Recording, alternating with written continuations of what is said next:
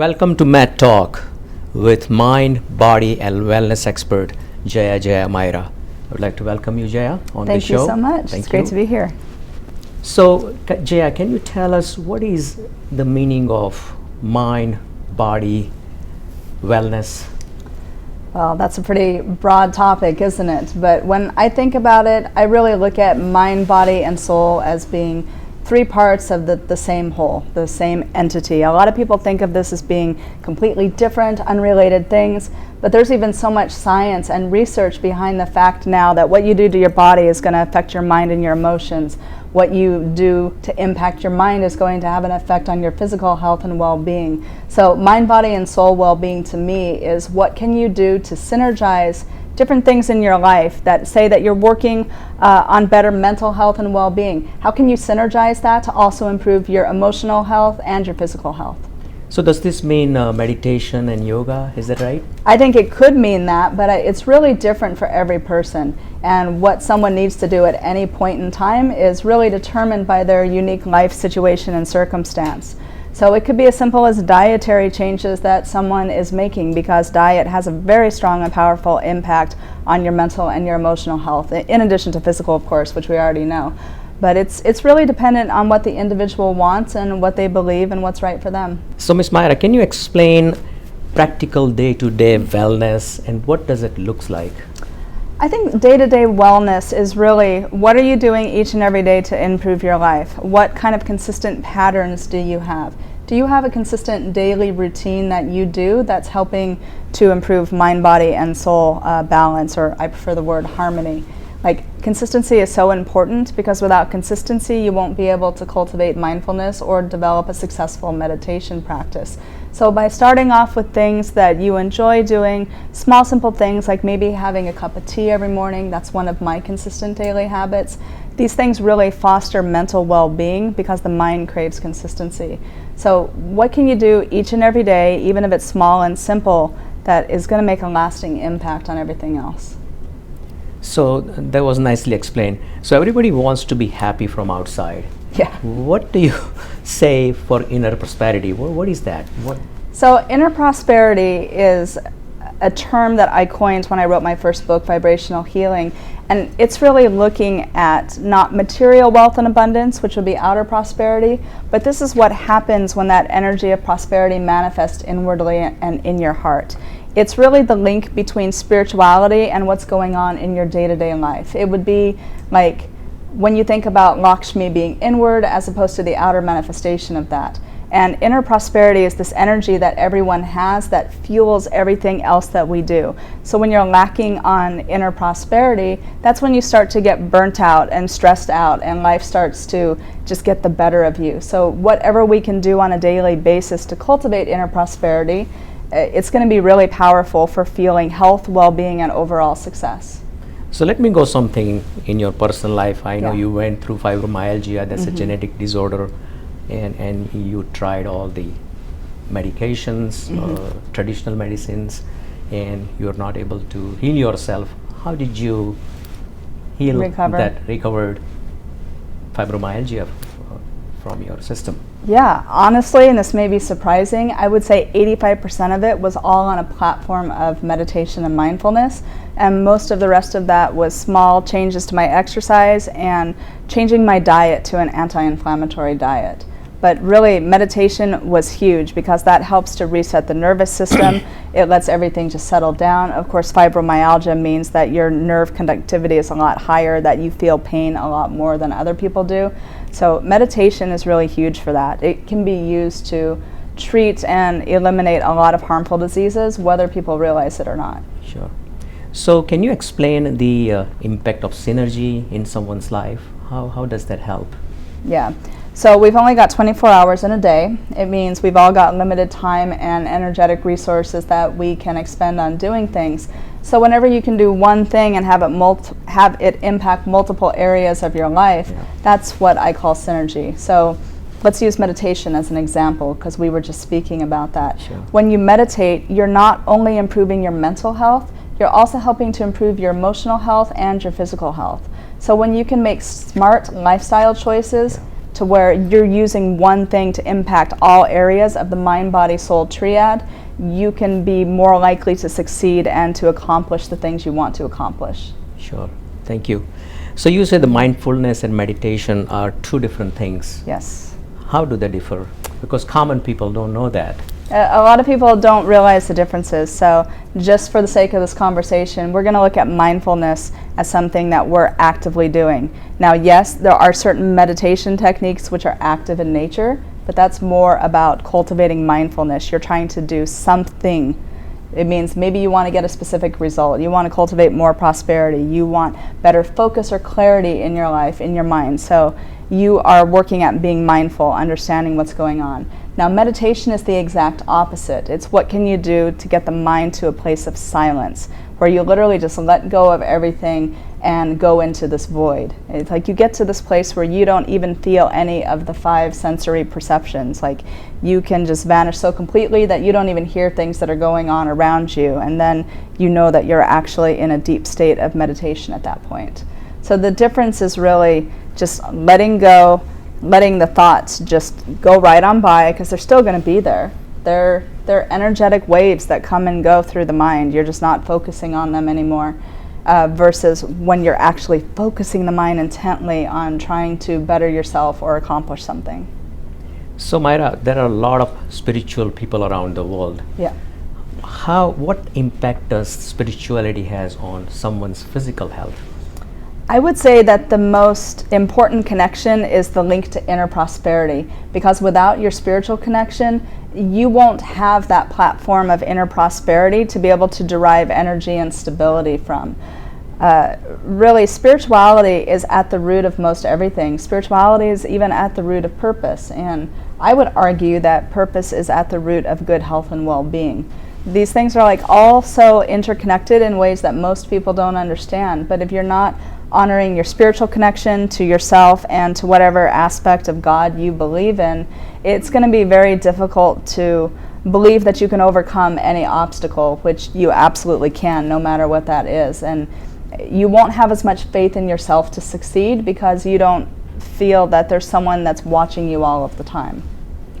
So do you believe there is a way you can cure some chronic medical conditions without taking traditional medications? Absolutely. I believe that any medical condition can be healed through natural means. And I think that there's a lot of research and evidence out there to support that, even if it's something as simple as acupressure or acupuncture. I mean, I have books on my bookshelf that talk about doctors in India who have used just acupressure techniques to eliminate AIDS and HIV in patients. So I think that anything can be healed by the body if you give yourself the energetic resources that it needs to succeed, and you're willing to overcome your mental obstacles and hurdles that are keeping you tied to a particular manifestation of disease. So Myra, how long did it take for you to get the complete healing from your fibromyalgia? It took me about 2 years, and that's because I needed to make a lot of changes in my lifestyle. So when I was diagnosed, I literally lost everything in my life. I went from being married, having a job, to no longer having a job, being divorced, having to declare bankruptcy, having my home foreclosed on, being separated from my young children. It devastated my life. So in addition to trying to heal this disease, there was also a lot of mental and emotional trauma that went around everything collapsing in my life at one time, and then having to rebuild and start over in the process of being sick. So it took a couple of years. I think if I had had more support at the time and didn't feel like I was trying to like climb up this entire mountain by myself, it would have been a quicker journey. But I did what I had to do, and even though it took time, I'm healthier now than I've ever been in my life. Wonderful to hear that. So let's talk about your community connections. I know you are a founder of a 501c3, a nonprofit organization, Gita for Masses. Tell me about that organization. Yeah, absolutely. I created Gita for the Masses as a platform to promote interreligious dialogue, interfaith harmony, and to really support conscious character development. So to me, conscious character development is looking at what we can all do within ourselves to be more mindful, to honor our own dosha and elemental type, to live our purpose, and to make a bigger positive impact in the world. Wonderful. So let's talk about your books. I know you Absolutely. have written many books. Your first book, Vibrational Healing, is now available in 10 languages. Yes. That is unheard of, and which is sold worldwide. So what is the topic of your next book, which is coming up in 2021? 2021. Super excited about that. It's called The Soul of Purpose, and that book is really looking at the intersections between spirituality, purpose, and health and overall well-being. I'm talking about my well method in it and what people can do, a step-by-step approach that they can take to find their elemental type, figure out what their life purpose is, understand all these interconnections, and create your personal well method blueprint, and then walk step by step through lifestyle changes that you can make sequentially that are going to build synergy for you in your life. Very nice. Good to hear that. So can you explain what is well method and why you created that well method? Yeah, so I created the well method after I got better, and everyone was asking me, so how did you do this? Why does this work for some people and why does this not work for other people?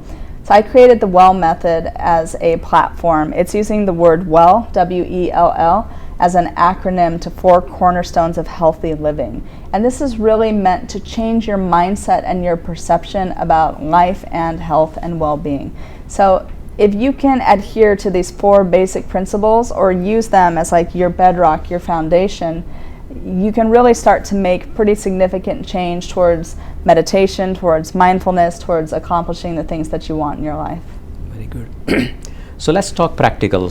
What is a practical wellness tip? If somebody wants to have a wellness, have a wonderful stress-free life, not take medications, Yeah. and be well all the time, what are the tips? Well, for I them? don't think anyone's going to have a stress-free life in like modern age, but the key is really not in avoiding stress, but in being able to deal with it and let it just like roll right off of you. So I think, to me, practical wellness and practical spirituality are the same things. It's what are you actually doing every day that's making an impact towards the better. So practical wellness, I do really simple things like that daily consistent routine. That's really, really important for having good mental health. You got to do something consistently every single day because the mind craves that, and that helps you to build other positive habits for yourself. Another thing could be waking up every day before sunrise. You can keep a journal and test this out for yourself, but if you wake up before sunrise and you greet the rising sun, you are going to be able to accomplish so much more than if you wake up after sunrise, because we're like biologically hardwired to the rhythms of the earth, even though a lot of people don't realize that anymore. We've got so many technological advances that, you know, we have lights around all the time. It can feel like daytime in the middle of the night. But when you adhere to these basic biological rhythms, you can be a lot more successful, and your mindset and your motivation will be a lot stronger. So Right. simple things that you can do like that make huge lasting impact on your day-to-day life. Yeah. Myra, can you explain? I know you advocate meditation and I do. yoga and many other things, natural way. How does someone start that? Because I'm very busy entire day. I work 12 hours and then go home, and I don't have a time. How do someone start meditation routine? Absolutely. I never recommend that someone starts with a meditation routine. I recommend that they first start with that one consistent daily habit that they enjoy. And there's a couple of reasons for that. One is because many people see meditation as being a chore. So if you're not already doing something for yourself every day that you enjoy, are you really going to have the motivation and willpower to succeed with something that you don't enjoy doing? That's not likely to be the case. So you've got to honor yourself, have a good self-care routine first. Second is all about breathing. So the breath is directly tied to what's going on in your mind and how fast that hamster is spinning on the wheel. So before starting a meditation practice, I like people to do a breath per minute analysis, to where you're looking at how many inhalations, exhalations you're taking over the course of a minute. And then you're going to work, intentionally practice lengthening and deepening the breathing to get that breath per minute rate down. So what you're doing here is naturally slowing down what's going on in the mind. So when you do eventually sit to start with a meditation practice, it's going to be much easier for you and you're going to be more likely to be successful. So that's an example of synergy. You start with breathing because your breath is going to have to change when you meditate anyway. So if you start with this, then you move on towards meditation, you are going to be more successful and more happy with your journey. So Myra, I know you talk a lot about consistency. Yes. Can you explain what is that? How someone can be consistent on their daily routines and daily living? Well, being intentional about it, being mindful, but consistency is so important because that affects how the neurons in your brain wire and fire. So something that you do consistently, you're going to start to build a habit by doing that. When something becomes habitual, it becomes subconscious and unconscious, so you're literally doing these things without even thinking about it. And this is what we want to do, is create good, positive habits that turn into something that we don't even have to think about. And that's not going to happen if you're not able to stay consistent and let those neurons form new connections in the brain to support those positive habits you're working on.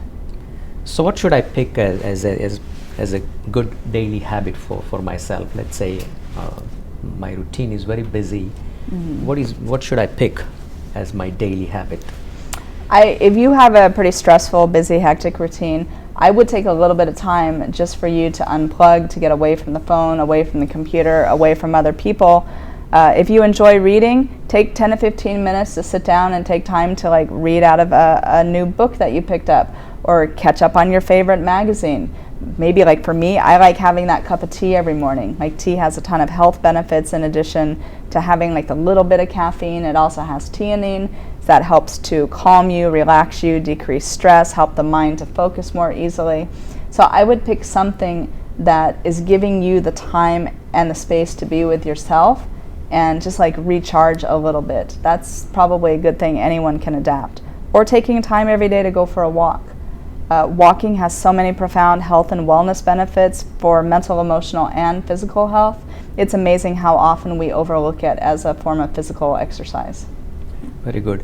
So Myra, can you explain or talk about connection of food, what we eat, has on our mental and emotional health? Absolutely. Because we take it granted all the time and we eat so much junk food. Yeah, we eat junk food, we eat things with lots of preservatives and chemicals. I think the food and mood connection is one of my absolute favorite mindfulness and health topics, because what you're eating has much more of an impact on your mind and your emotions, pretty much than just about anything else, honestly. And this is for a few reasons. One is the prebiotic-probiotic gut-brain connection. So what's going on with the flora in your gut, that has very strong impacts on your mental health. The other is neurotransmitter production. So dopamine, serotonin, norepinephrine, these things, these biochemical pathways in the body that are making these hormones, a lot of this happens through what we eat. Most of the serotonin that's made in the body, which helps you to relax, to be happy, to feel elevated and calm and peaceful, that happens because of the food that we're eating. So you need to eat the right foods that are going to stimulate these neurotransmitters to be produced.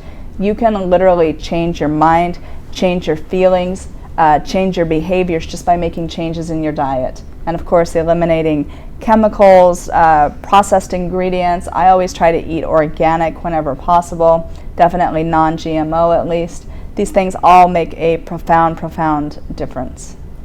So Myra, in this 21st century highly stressful life, what do you suggest?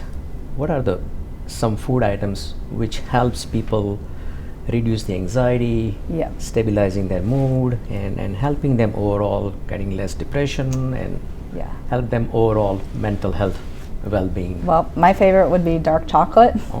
Now, I tend to go towards pure cacao that doesn't have the added sugar, and sugar is one of those things, processed sugar is one of those things that you should work towards eliminating because it can have a negative effect on your mind and on willpower and other things. But cacao, the theobromine in cacao is very powerful. It also stimulates dopamine production, and dopamine is that happy, positive, active energy that you get when you go to the gym and you work out. So you feel more motivated, more focused, more charismatic. It also helps to produce serotonin. Just wonderful food. And not many people don't like chocolate. I also like having bananas every day. making sure I get adequate probiotics, again, to fuel that gut flora. And then they need the prebiotics to feed on. So prebiotic is basically different sources of fiber. So all of your flora actually feeds on your fiber. So take adequate fiber every day, and you're going to actually improve your mood just by doing that. So we talked about good food. So what should we avoid? What should we stay away from to help us? Sugars, processed sugars.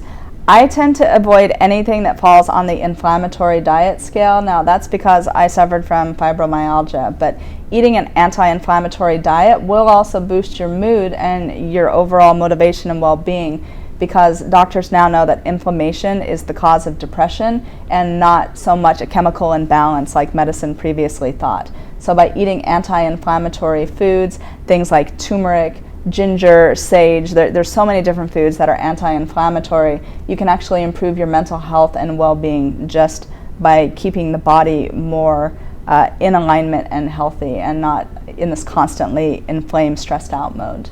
Very good.